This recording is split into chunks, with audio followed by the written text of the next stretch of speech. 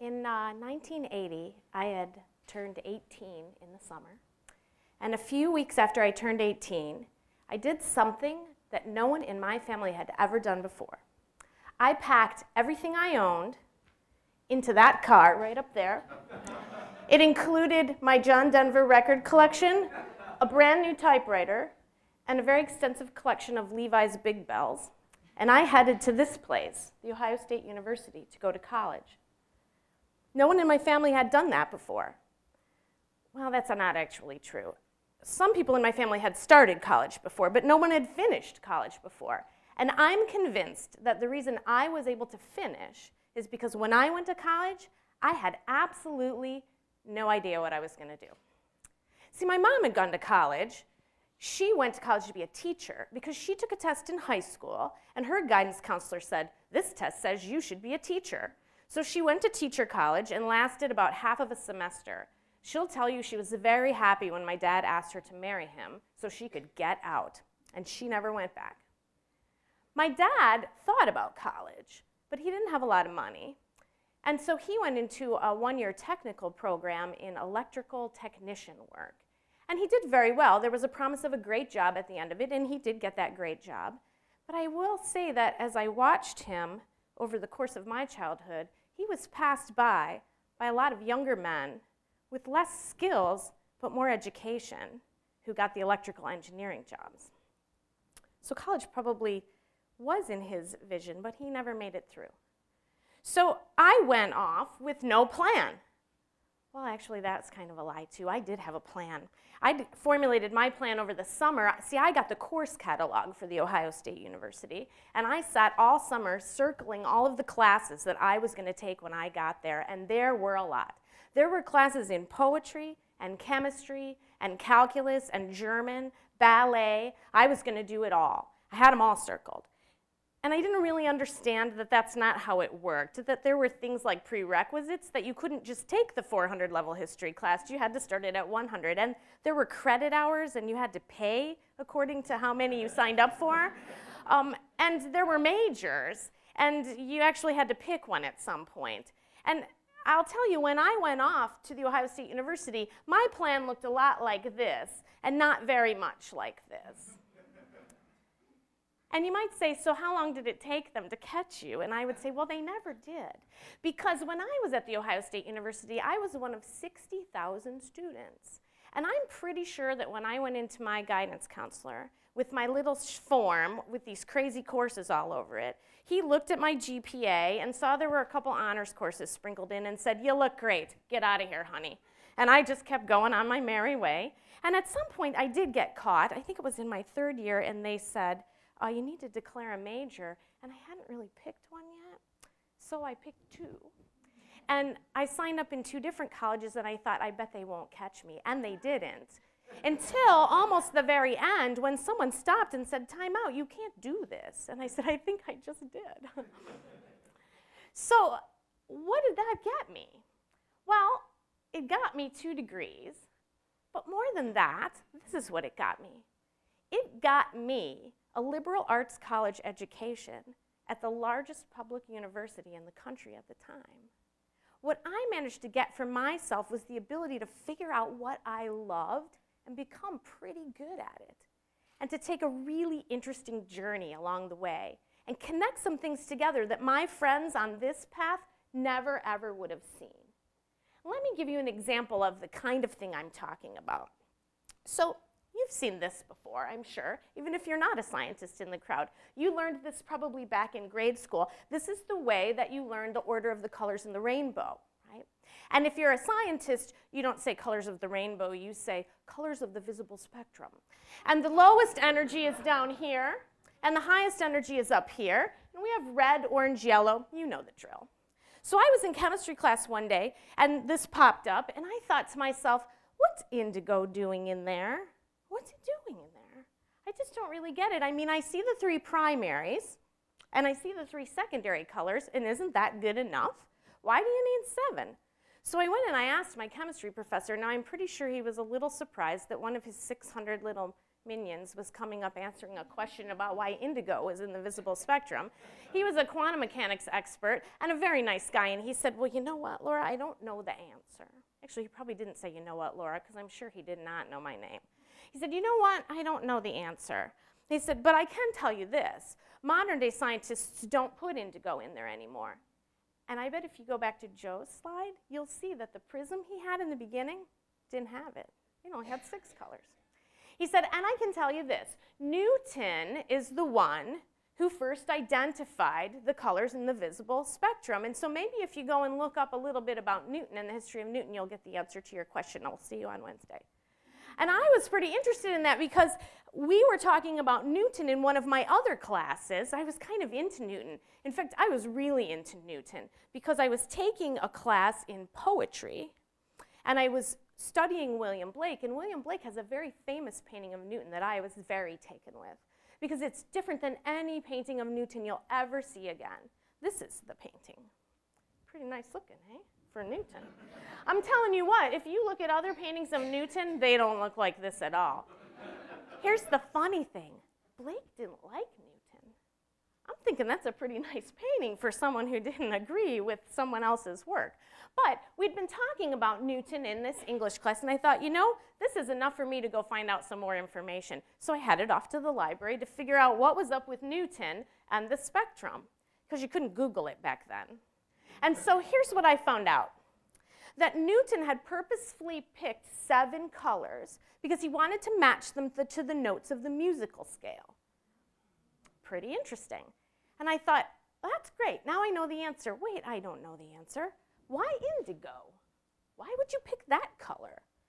And everything I read seemed to think that that was actually the worst color to pick because humans don't differentiate very well between gradations of color in the high end of the visible spectrum. We're much better at the lower ends. So if you were going to stick an extra color in there that people could see, you wouldn't pick one up at the high energy end. So there had to be a different reason. In other words, he probably didn't see the difference between them when he split them. So I thought, well, maybe it's about indigo itself, because as you know, it's a stuff. Indigo is a stuff. It's a dye. And I thought, well, maybe it has something to do with that. So I read up a little bit on indigo, and I found that not only is it a dye, it's a very expensive dye. It was made mostly in India and exported out. And it was so expensive that some of the things I read said that it was used as currency in India. But if you were wearing clothes dyed in indigo, you had money. You were either royalty or you were wealthy. Royal blue. It comes from a shade of indigo. So maybe that made sense, that Newton picked indigo because it was a royal color and it kind of fit with his whole idea. So I felt like I had my answer. So that's the kind of connections that came about when you were studying poetry and studying chemistry. And it actually came full circle around again because a couple weeks later in the same poetry class we were studying Wordsworth, and lo and behold, indigo came up, believe it or not. And it was because during Wordsworth's time, in the area he lived, dye makers were in the area, and indigo was a very popular dye stuff for them to try to create. And, oh, this is, by the way, Newton's scale and prism. So this is what indigo looks like when you process it. And this is what the material looks like when you dye with it. This is the plant it comes from. But it turns out chemically, indigo is really difficult because indigo doesn't dissolve in water. So in order to get it to dissolve, you have to reduce it to the substance that you see up in that pot, the yellow pot. It's called leuco-indigo. And then you take the cloth out of the pot, you lay it out in the sun and the air to dry. The air oxidizes it back again, and it turns this beautiful blue color. So the problem was how to reduce it into this dissolving form, and it turns out anything you can do that would reduce it is also really tough on the cloth. They tried using lye, for example, but it would cause the wool fibers to break down. So what could be better? Well, the English dyers found out what was better, and it turns out it's pee, urine. That's better. And it can't be fresh. It has to be really old and very smelly. And apparently, if it comes from drunks, that's better too. So it was big business in Wordsworth time to collect urine and leave it out in your yard until it got super stinky, and then you could give it to the dye makers to make their cloth. In fact, cloth merchants would smell the cloth to make sure it was dyed this way because it was the gentler way versus lye. So you can imagine why the Romantic poets were down on this Industrial Revolution, because it stunk for miles around the dye factories that were using indigo. And Wordsworth mentioned it in his poetry. And interestingly enough, in the poem where he mentions indigo, he also mentions Newton and says, as he's studying in Cambridge, "And from my pillow, looking forth by light of moon or favoring stars, I could behold the antechapel at Cambridge, where the statue stood of Newton, with his prism and his silent face, the marble index of a mind forever voyaging through strange seas of thought alone." All the way back to Newton. That's what I was able to experience as I got my liberal arts education from the biggest public university in the country. So why liberal arts? Well, I actually think the earlier speakers have already told you that, because Joe told you about the prepared mind, and I think that's what the liberal arts educated mind is. It's the prepared mind. It's an approach to learning that empowers the individual and prepares them for a world that's constantly changing. It doesn't mean just knowing a little bit about everything. It means knowing a lot about some things. It means figuring out what you love and learning all you can about it, but not ignoring everything else that you hit along the way. So why? Why should you study the liberal arts? Well, first of all, because we can't predict where we're going to be in the next 10 years. There's a really popular video out on YouTube now that's called Did You Know? You've probably watched it. And one of the things they say in this video is that we are preparing right now in the classroom our students for jobs that don't exist yet. They'll be using technologies that we haven't even invented yet, and they'll be solving problems that we don't even know are out there yet. So how can you be ready for that? By learning a skill set? I don't think so. We try to make some predictions about what jobs are going to be out there, and I pulled some of that data. This is from the Bureau of Labor Statistics, 2 different reports, 2001 and 2009.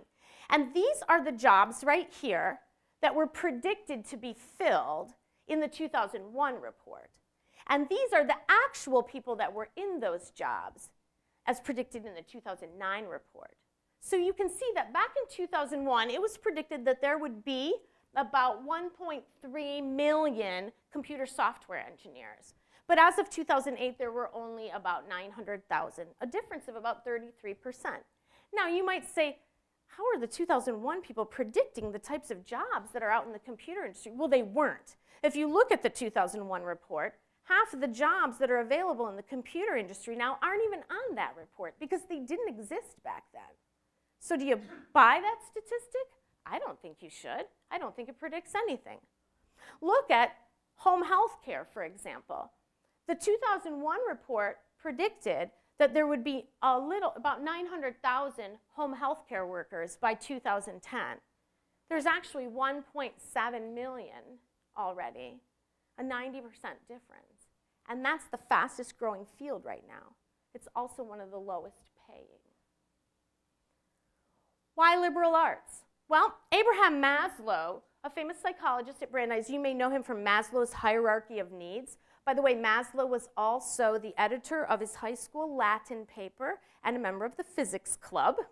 And Maslow said that if you only have a hammer, you tend to see every problem as a nail. If you've got a more creative toolbox, though, now you can view problems from a different way. So having an education that creates that creative toolbox is going to make you more prepared to deal with these problems that you don't even know exist yet. Why liberal arts? Because you need to prepare to be a good citizen. I think one of the greatest examples of a good citizen and another TEDster is John Wood. John Wood, you may know, was a former executive at Microsoft. John Wood, I would say, is a perfect example of someone who has a liberal education, even though he majored in business at the University of Colorado and got his MBA at Northwestern at the Kellogg School of Management. John Wood left Microsoft to form a nonprofit called Room to Read. He did this after he took a trekking trip to Nepal and saw that the children in the schools in Nepal had no books. And the schoolmaster said, maybe you can come back and bring us some books. And he said he would, and he did. But John Wood realized that that didn't solve the problem. Because if you want kids to learn how to read, you don't give them your old used English books if they're from Nepal. You give them storybooks about their culture written in their language.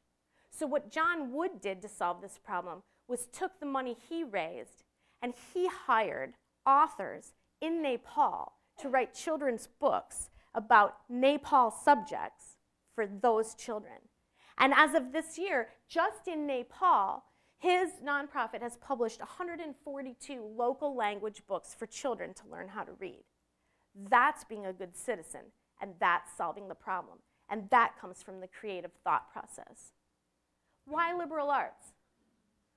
Michael Roth, who's the president of Wesleyan University, so a true liberal arts school, unlike the Ohio State universities, said that the liberal arts is really a promise of freedom. What it means is that you have the ability to figure out what your passion is, what you love, what you're willing to dedicate your life to, and become good enough at it to make a difference, to be an agent of change, to be someone who moves the world forward instead of having the world act on them. For me, it meant having the ability to choose between whether I would be a chemist or whether I would be a writer or whether I would be both. Now, as Ruby told you, I did end up going to grad school in chemistry because I did. I caved. I caved to the statistical pressure. I caved to the people that said, English, you'll never get a job. But I should have gone and should have read the Bureau of Labor Statistics information. Although I have to be honest, I love being a chemist. Because here's what the information looks like, at least right now.